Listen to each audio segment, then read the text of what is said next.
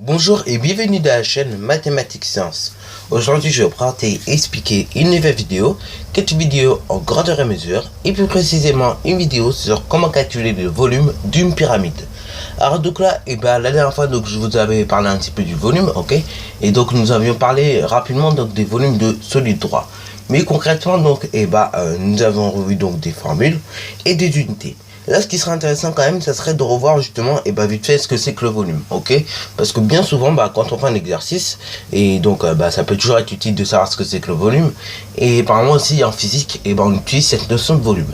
Par exemple, j'espère que vous l'avez appris, ou quand si vous ne l'avez pas appris, normalement en 6e, vous avez fait un chapitre sur le volume. Et sur ce chapitre sur le volume, vous avez vu les unités de volume, etc., etc. Et vous avez vu quand même une définition du volume. Alors donc là, moi, je vais donner une définition, on va dire, qu'un prof de physique peut donner. Mais c'est équivalent également en mathématiques, ok. Bon, mathématiques, c'est encore plus précis la définition. Mais en gros, ça veut dire la même chose, ok. Donc, bien évidemment, si tu prends une définition de physique-chimie, et que c'est la même en mathématiques, c'est bon, ok. Juste qu'il faut que c'est le même sens, bien évidemment, ok. Donc là, en gros, le volume, c'est quoi? C'est tout simplement la place occupée par un objet dans l'espace, ok. Donc c'est ça que dirait un prof de physique, ok. Voilà. Mais également, donc, ce que peut dire un prof de maths sur le volume, ok. Parce que bon, il y a différentes manières de voir le volume. Et le volume, il va dire quoi, un prof de maths?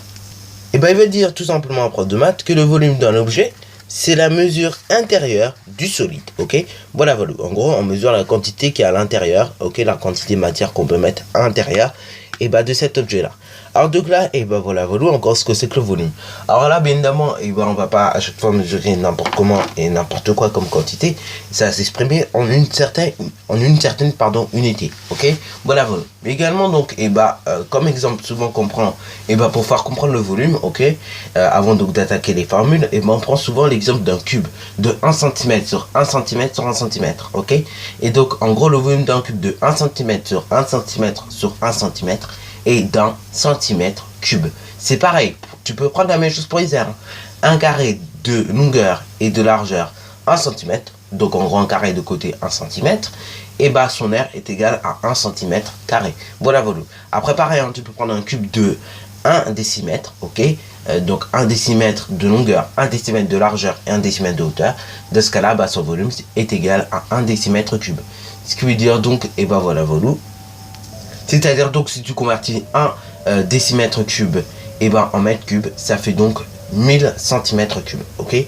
Voilà. Alors donc voilà, en gros, pour les volumes. Alors là maintenant dans cette vidéo, nous allons pas nous intéresser à la quantité de petits cubes de 1 cm cube sur 1 cm cube à nouveau qu'on pourrait mettre, mais on va s'intéresser au volume d'une pyramide. Parce que justement, tu ne pourras pas toujours prendre des petits cubes de 1 cm sur 1 cm sur 1 cm, étant donné qu'un cube de 1 cm sur 1 cm sur 1 cm, c'est très petit. Mais souvent, donc, il faudra que tu apprennes des formules. Alors, donc là, du coup, je vais te montrer un petit truc avant, donc, de résolver cet exercice. Et après, donc, nous allons passer à l'exercice directement. Voilà. Alors, donc là, ma carte mentale sur le volume, ok. Donc, je sais pas si vous savez, mais pour réviser, justement, on peut faire des cartes mentales. D'ailleurs, là, je vous avais montré il y a, je crois, à peu près 9 mois de cela, comment on faisait une petite carte mentale. Là, bien évidemment, je vous avais montré comment faire une carte mentale simple. Mais on peut faire des cartes mentales un peu plus complexes comme celle-ci, ok. Donc là, ça se peut, donc dans l'année, je vous montrerai comment on fait ce genre de carte mentale, ok. Donc là, c'est déjà un peu plus complexe, mais néanmoins, c'est déjà très intéressant de voir des cartes mentales comme ça. Parce que oui, des cartes mentales très simplifiées comme ça, c'est bien par exemple pour les cours d'histoire, les cours de français et tous ces cours-là. Mais après, pour les matières scientifiques, telles que les mathématiques et la physique-chimie notamment, des cartes mentales comme ça, ça peut être vous aider à apprendre votre cours, ok. Voilà. Donc là, moi, j'ai mis des illustrations et tout, hein. Voilà. Comme ça, au moins, ça me donne envie d'apprendre. Parce que moi, je sais pas si vous êtes au courant, mais moi, plus qu'il y a d'illustrations, plus qu'il y a d'images, plus que ça me donne envie d'apprendre, ok. Moins il y a d'images, moins ça m'attire, et donc, moi, j'ai pas trop envie d'apprendre, quoi. Hein. Donc, en gros, moi, c'est pas très compliqué. Il me faut des images, mais des images, encore une fois, que j'aime, tu vois. Parce que s'il n'y a pas d'image, pour moi, nul, ok. Ça ne donne pas trop envie d'apprendre, voilà. Ok, pour ça qu'à chacune de mes cartes mentales, hein, donc je vous montrerai toutes mes cartes mentales lors de la vidéo sur la carte mentale, justement, je fais toujours des illustrations, ok. Au moins 2, comme ça, ça donne toujours envie en fait d'apprendre, ok. Donc ça, si vous êtes un peu comme moi, vous avez besoin d'illustrations, faites-les, ok. Voilà. Mais bon, étant donné que les mathématiques et les sciences sont quand même des matières où justement on dessine beaucoup, et ben mine de rien, même si je n'aurais pas fait ces illustrations là, bah ça me donnerait toujours envie d'apprendre. Ok, voilà. Bon alors là donc, la dernière fois donc nous avons vu les volumes de solides droits, de cubes et de pavés droits, et également le prisme et les cylindres. Donc là, jusque là, les formules n'étaient pas très compliquées. Donc on s'en tenait toujours à ce genre de formule, hein. R de la base fois la hauteur. Maintenant pour les pyramides et icônes de révolution, là c'est un peu plus compliqué déjà. Ok, donc là d'abord il va falloir que tu calcules R de la base multiplié par une hauteur, voilà. Donc il faudra calculer l'air de la base, que tu multiplieras par une hauteur dans tous les cas, et que tu diviseras par 3, ok. Attention néanmoins aux unités, ok, il faut se rappeler qu'un litre c'est égal à 1 décimètre cube. Ça peut toujours être utile comme conversion. Et il faut se rappeler également que le mètre cube est très peu utilisé puisque 1 kilolitre est égal à 1 mètre cube, ok. Et donc du coup on utilise plutôt le mètre cube que le kilolitre, ok. Donc quand je voulais dire, le mètre cube n'est pas très utilisé, en fait c'est le kilolitre qui est très peu utilisé. Ok, kilolitre, vous tapez ça sur internet, vous allez dire, vous allez voir que ça existe, ok. Sauf qu'on l'utilise très peu parce que du coup c'est également équivalent à 1 mètre cube, ok. Voilà. Bon, du coup c'est parti mon kiki. Alors, avant même de calculer le volume de cette pyramide à base carrée, justement, une question toute bête que tu as dû te poser, c'est pourquoi, dans la formule du calcul du volume d'une pyramide notamment, ou d'un cône de révolution, on faisait l'aire de la base, soit la hauteur, qu'on divisait par 3. Alors donc là, j'ai fabriqué à la main donc ce patron-là. Donc tu retrouveras dans la description de la vidéo, pareil, un petit lien qui te mène vers le patron déjà construit, ok. Moi, je l'ai refait en vraie grandeur. Bon, il est un petit peu plus petit que celui qui sera dans le lien de la description, mais néanmoins, voilà. Ok, ça aide à comprendre. Alors donc là, en gros, qu'est-ce qui se passe? Qu'est-ce qu'on voit? On voit ici 3 pyramides. Une pyramide ici, une pyramide ici, une pyramide ici, ok. Et donc du coup, pour calculer le volume d'un cube, ok, on avait entre guillemets deux formules. Soit tu faisais l'aire de la base fois la hauteur, donc ça c'était la formule classique, ou soit tu faisais côté fois côté fois côté, ou encore côté au cube, ok. Voilà. Bon, alors là, qu'est-ce qui se passerait donc? Si on essayait d'assembler quelque chose avec ce genre de pyramide, déjà, essayons de voir. Déjà, quand on assemble tout cela, voilà. Alors là, bien évidemment, c'est fait à la main. J'ai pas vraiment collé. Voilà. On obtient une pyramide. Et maintenant, quand on observe une deuxième, donc quand on va assembler cette deuxième pyramide, voilà.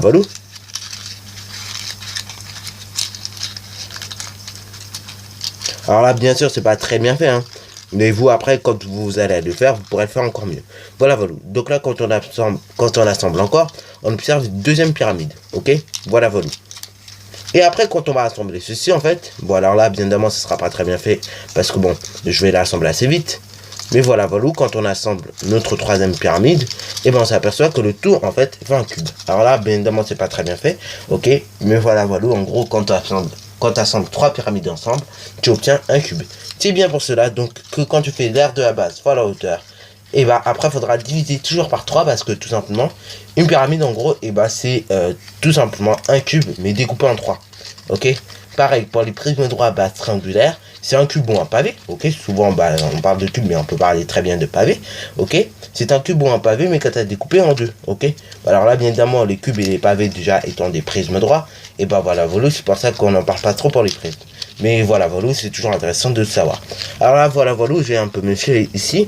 Donc là, quand tu observes bien tout et quand tu as bien collé le patron, tu observes que ça fait un cube. Un cube d'ailleurs assez marrant quand même, hein. Ok. Voilà. Alors là, c'est parti mon kiki. Maintenant que nous avons compris un petit peu la formule et que nous avons expliqué pourquoi et comment ça marche, maintenant, calculons le volume de cette pyramide à base carrée. Alors donc là, déjà, est-ce qu'on connaît une hauteur? Ok. Oui, on connaît la hauteur, elle fait 10 cm. Est-ce qu'on connaît l'aire de la base? Pour l'instant, non, on ne connaît pas, mais ça peut se calculer. Alors là, déjà, avant même de faire n'importe quoi, déjà, ce qu'on peut faire, c'est tout simplement rappeler la formule. C'est parti, mon kiki. Donc là, la formule est la suivante, c'est grand V, ou petit v, ok, mais alors, en l'occurrence, c'est grand V, est égal à R de la base fois la hauteur, le tout divisé par 3. Maintenant que nous avons fait ça, tout simplement, le calcul du volume va se faire en deux temps. C'est-à-dire d'abord, d'une part, on va calculer l'aire de la base et après, on pourra tout simplement calculer le volume de cette pyramide. Mais déjà, donc, commençons à remplacer par les valeurs que nous connaissons. Alors là, vous avez remarqué, depuis quelques temps, j'ai arrêté donc de mettre du stylo rouge un peu partout. Pour une simple raison, c'est que tout simplement, normalement, je dis bien normalement, mais là, tout dépend du prof de maths que vous avez eu aussi. Et normalement, le stylo rouge, il est réservé au correcteur, ok. Mais là, bien évidemment, après, donc, selon le prof de maths que vous avez, vous pourrez toujours essayer de mettre du stylo rouge, ok. Mais normalement, le stylo rouge, quand même, est réservé au correcteur, ok. Voilà. Donc là, du coup, une fois que nous avons rappelé la formule et que nous avons remplacé par les valeurs que nous connaissons, du coup, voilà, on peut plus ou moins faire le calcul. Alors là, tu te rends compte que l'on ne connaît pas une lettre, mais cette lettre, on va bientôt la connaître. Donc là, ce que nous allons faire, on va calculer l'aire de la base, ok. Donc là, on va mettre calcul de l'aire de la base. Alors là, la base, on nous dit on sait que il s'agit d'un carré. Alors là, tu vas me dire, c'est très facile de calculer l'aire de la base maintenant. En plus, je connais mes formules et tout, je suis en 4e, ou en 5e d'ailleurs, ou en 6e, mais bon, voilà. Peu n'importe le niveau auquel tu es. Tu vas me dire, c'est très facile. Et oui, effectivement, je te l'avoue, c'est pas très compliqué. Ok, là, tu as un carré. Carré dont la longueur du côté est égale à 5 cm. Donc là, on peut rappeler vite fait la formule pour calculer quand même l'aire d'un carré. C'est côté au carré. Voilà. Ou tu peux également mettre côté fois côté. Alors là, moi, je vais me contenter du côté au carré, parce que tout simplement, c'est une notation va falloir que tu sois habitué, ok. Maintenant, côté au carré, on remplace par 5 au carré. 5 au carré, c'est également égal à 5 fois 5. 5 fois 5, ou 5 au carré, dans tous les cas, ça fait 25. Donc du coup, l'aire de la base est égale à 25 cm carrés. Attention, oui, parce que là, nous calculons une aire. Donc l'aire s'exprime toujours avec comme unité, donc de centimètres, de décimètres, etc. Mais on rajoute derrière carré, ok, ou exposant 2. Voilà. Donc là, nous avons l'aire de la base. Donc là, c'est nickel. Maintenant que nous avons l'aire de la base, du coup, maintenant, on peut réécrire à la ligne suivante, tout simplement l'aire de la base. C'est parti, mon kiki. Alors là, maintenant, donc, nous avons 25 multiplié par 10 divisé par 3. Alors là, tu te rends compte que cette multiplication n'est pas très compliquée à effectuer. Donc déjà, on peut simplifier un petit peu cette fraction. Donc là, cette fraction va simplifier en 250 tiers. Ok, c'est parti, mon kiki. 250 tiers. Et là, tu te rends compte que là, nous allons devoir tout simplement donner le résultat sous la forme d'une valeur approchée. Alors là, la valeur approchée, on va la donner à l'unité. Voilà. Ok, parce que là, tu te rends compte que le nombre qui est en haut, donc le numérateur, n'est pas divisible par 3. Ok, puisque 2 et 5, ça fait 7. Ok, donc dans ce cas-là, le numérateur n'étant pas divisible par 3, nous serons donc contraints à obtenir une valeur approchée. Ok, donc voilà, c'est pour ça donc que je mets un V environ. Ok, parce que ça, on sait tout de suite, dès qu'un nombre n'est pas divisé par 3, on obtient souvent des valeurs approchées. Et ça, c'est vrai pour tous les cas.